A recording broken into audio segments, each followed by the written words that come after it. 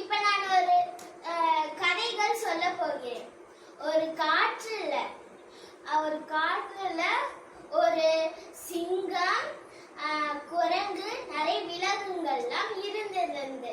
அப்ப ஒரு மனிதர் வந்தார்கள்.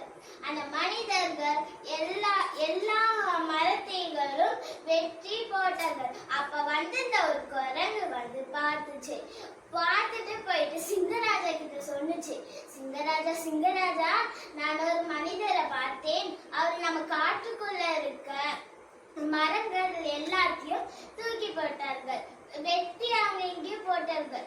சிங்கராஜா ரொம்ப கடுப்பாயிட்டாரு. போயிட்டு யாரது குரங்கு கிட்ட கத்தினார். அது ஒரு மனிதரின் குரங்கு கூறிவிட்டது. அப்ப சரி, ஓகே, நம்ம விடுவோம், அப்படி என்ன நடக்குதுன்னா பாப்போம் ரொம்ப ஃபீல் பண்ணிட்டு குகைக்குள்ள போனாரு சிங்கராஜா. அப்ப குரங்கு போயிட்டு சிங்கராஜா கிட்ட சொல்லிச்சு, சிங்கராஜா, நம்ம ஒரு பிளான் போட்டா நம்ம அந்த மனிதரை இது பண்ணலாம்னு சொன்னாரு. போயிட்டு சிங்கராஜா கிட்ட பிளான் எல்லாத்தையும் போட்டுட்டு அந்த மனிதர் இந்த பக்கம் தான், இந்த காட்டுக்குள்ளதான் வருவாருன்னு அந்த சிங்கராஜா தெரிஞ்சு வச்சுக்கிறாரு. அப்ப பாப்பா அவர் என்ன பண்றாருன்னு போயிட்டு அப்ப அவருக்கு தனியா ஒரு மரத்தை மட்டும் வெட்டாமல் விட்டிருந்தார். அதை பார்த்துட்டு சிங்கராஜா போயிட்டு அந்த மரத்தை வெட்டி போட்டுட்டாரு. அந்த வழியில போயின்னு இருந்து அந்த மனிதர் போயிட்டு பார்த்தார், இங்க நம்மளோட மரத்தை காணும்.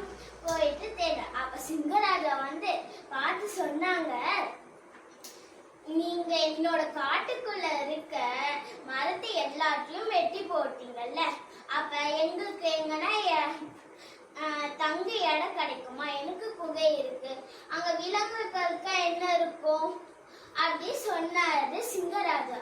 அப்ப மனிதர் போயிட்டு, நான் இனிமே இப்படி பண்ண மாட்டேன் சொன்னாரு.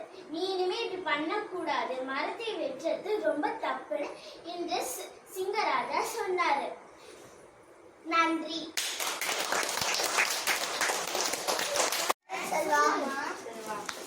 வணக்கம். நான் இப்பொழுது சுனாமி விழிப்புணர்வை பற்றி கூற போகிறேன். சுனாமி என்றால் என்ன? சின்ன அலையிலிருந்து பெரிய அலையா உருவாகி நம்மளாக தொடர்பு. சுனாமி வர்றதுக்கு பல காரணங்கள் இருக்கு. சுனாமி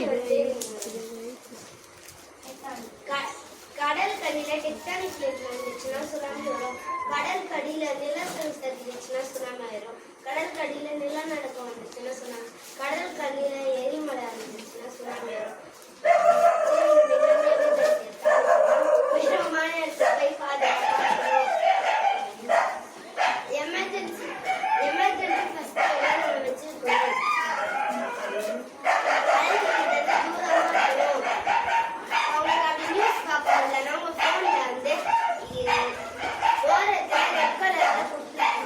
அதை வச்சு புயல் வந்தா நீங்க கடை வச்சோடனே உடனே போய் பாதுகாப்பு.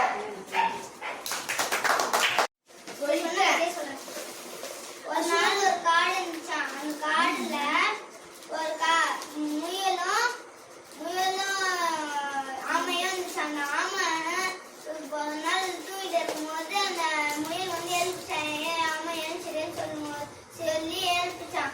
அந்த ஆமையும் எழுச்சிட்டு இருக்கும். என்ன வேணும் உனக்கு அப்படின்னு சொல்லிச்சான். எனக்கு நான் ஒன்று சொல்லணும், அதை சொல்லிட்டு நான் போறேன் அப்படின்னு சொல்லிச்சான். சரி சொல்லுன்னு அந்த ஆமை கேட்டுச்சான். சொல்லிச்சான், நீ என்ன நாம ஒரு நாள் ரன்னிங் ரேஸ் வச்சுக்கலாமா அப்படின்னு சொல்லிச்சான். சொன்னோடனே சரி நம்ம மறுநாள் காலையில வச்சுக்கலாம் அப்படின்னு சொன்னோடனே ஒரு நாள் வச்சுக்கிச்சான். அப்போ வச்சுக்கிறது இருக்கும் போட்டியும் தொடங்குது இருக்கும். முயலும் ஓடி போட்டி ஆரம்பிச்சு. முயல் ஓடி போயிடுச்சான். போனது இருக்கும் டயர்டா ஆயிடுச்சுன்னு சொல்லிட்டு மற்ற அடியிலுக்கு இருக்கப்ப அந்த ஆமை என்ன பண்ணிச்சான், அதே பக்கத்துல சீக்கிரமே போய் ஜெயிச்சிருச்சாங்க. அந்த முயல் என்ன பண்ணிச்சான், கடைசி வரை நம்ம தூங்காம இருந்தோம்னா நம்ம ஜெயிச்சிருக்கோம், நம்ம தூங்கிட்டோம், நம்ம எப்பவுமே இனிமேல் தூங்காம இருந்தோம்னா எப்பயும் இந்த போட்டியில ஜெயிச்சு ஃபர்ஸ்ட் பிரைஸ் வாங்கிருக்கலாம் அப்படின்னு சொல்லி அந்த முயலை ஏமாந்துச்சான். தேங்க்யூ.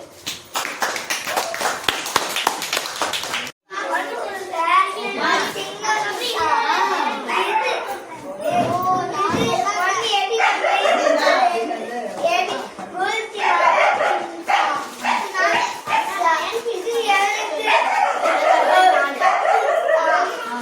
Thank